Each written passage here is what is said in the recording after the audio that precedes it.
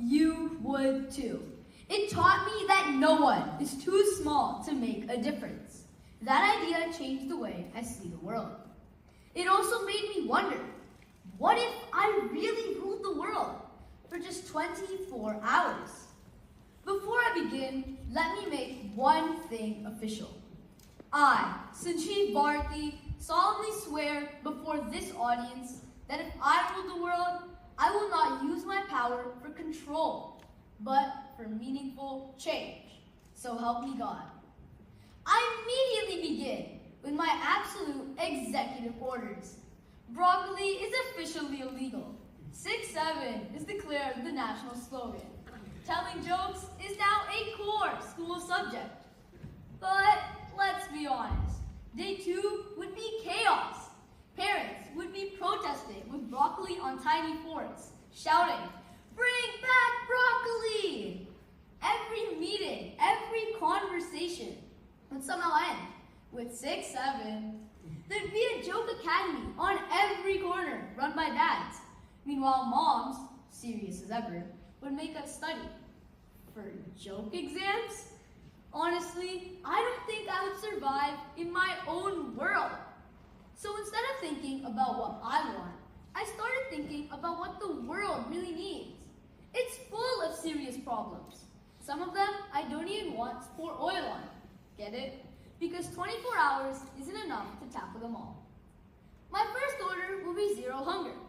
Most of us stare into a full fridge like it's a museum and complain, "Mom, there's nothing to eat," while millions of people wake up starving.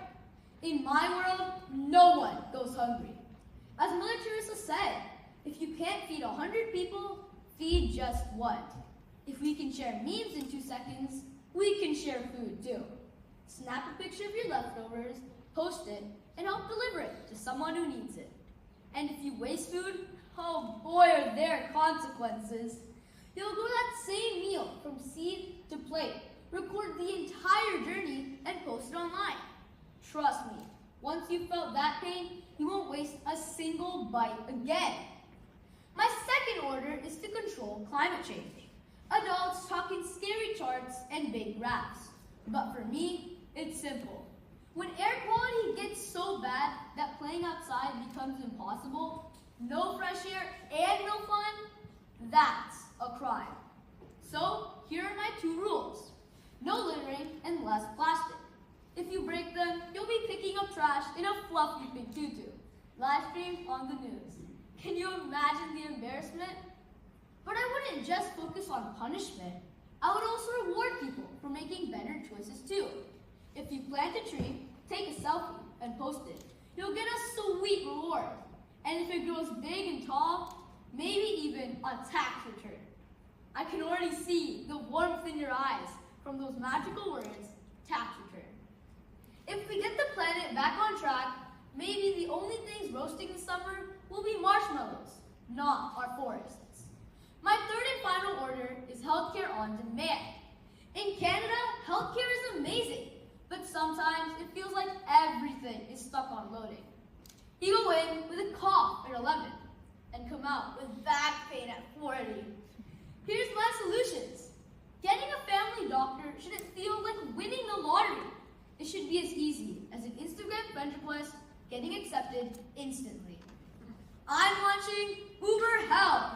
Tap a button, and instead of a taco, a doctor shows up at your door. Mobile clinics will come to every neighborhood, like an ice cream truck. And let's tackle the root problem too. Medical school will be free. After all, the best cure for a doctor shortage is more doctors. Here's the point. Within just 24 hours, I've shown you a glimpse of a world that works. The problem was never who wore the crown. It was who decided to act with it.